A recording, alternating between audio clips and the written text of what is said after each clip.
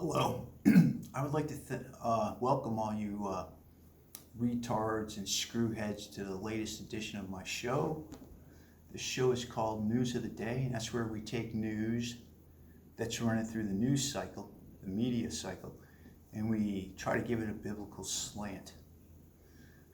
So let's get started, shall we? The first story is about the recent elections in Europe. For instance, in France, Marine Le Pen did very well, and Macron is freaking out, so now they're holding some type of snap elections or whatever. And conservatives also did well in Germany and Italy. And the people in the media are kind of afraid because they think this is good blessings for Donald Trump, good tidings. So I'm just going to tell you what I think. Hopefully you will listen. And, let me get on with it. I want you to imagine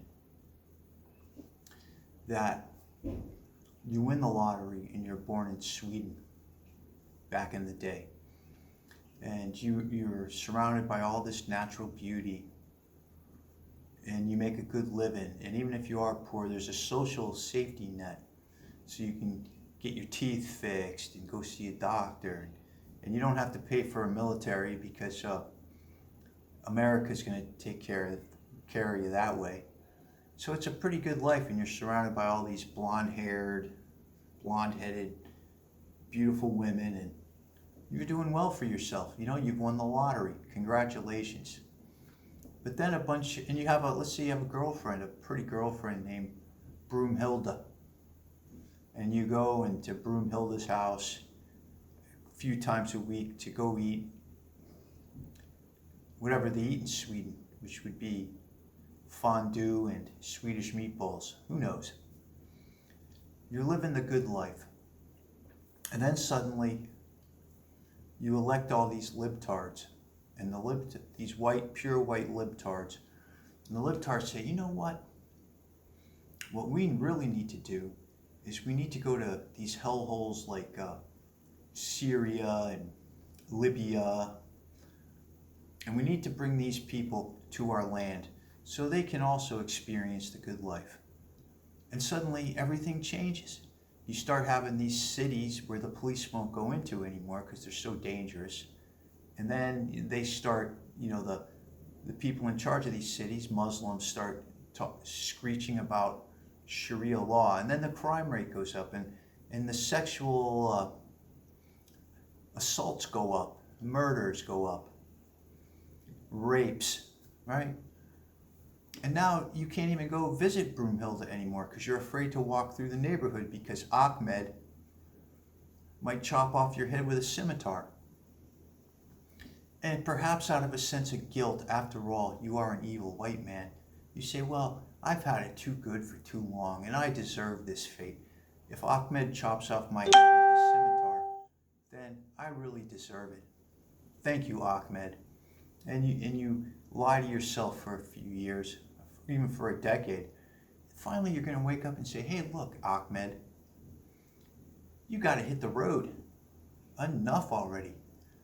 You came, you've screwed everything up, you've destroyed my country, and now it's time for you to go.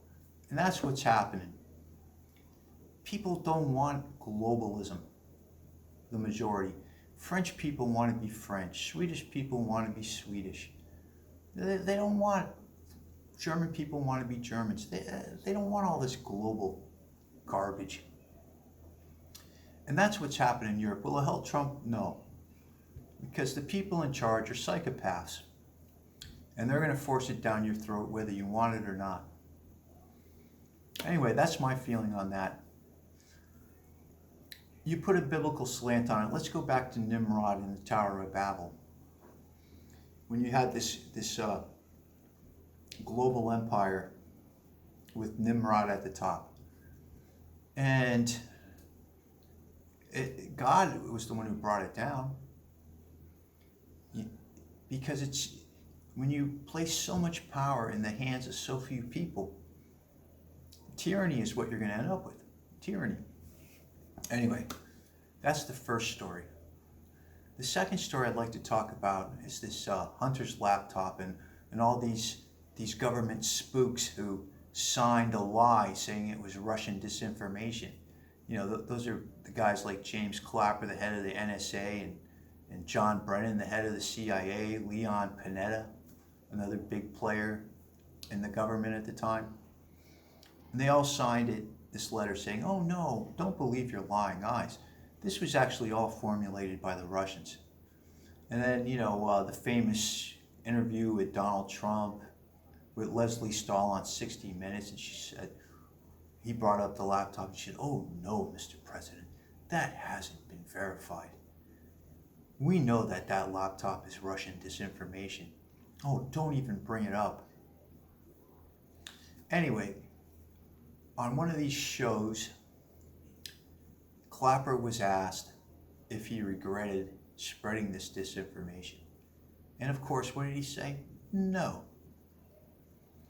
Clapper is a psychopath. He will look straight into your eyes and lie to you. They're all like that. They're just terrible, terrible people. And that's one thing, and I've said it before, I'll say it again. That's one thing that I really appreciate Trump did for me personally, was open my eyes.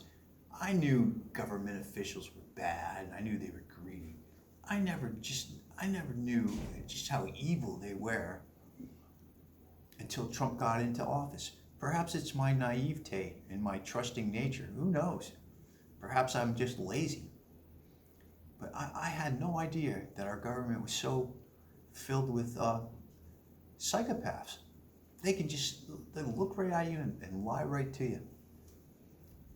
Like it's nothing. Now let's put a biblical slant on that. Some of my favorite Bible passages come from Kings 1 and Kings 2. And these evil rulers like Ahab. Ahab wanted a vineyard. And the guy wouldn't sell it to him. So he goes home like a child and he sulks. And what does his wife Jezebel say? She says, just go kill the guy. Just go kill him, take his vineyard. You're in charge. You have every right to go and get everything you want because you're superior to the rest of the people. You're the king. So corruption is nothing new. I don't know. I always thought America was a better place. But I don't know. I don't know anymore. This America is not the America I once knew.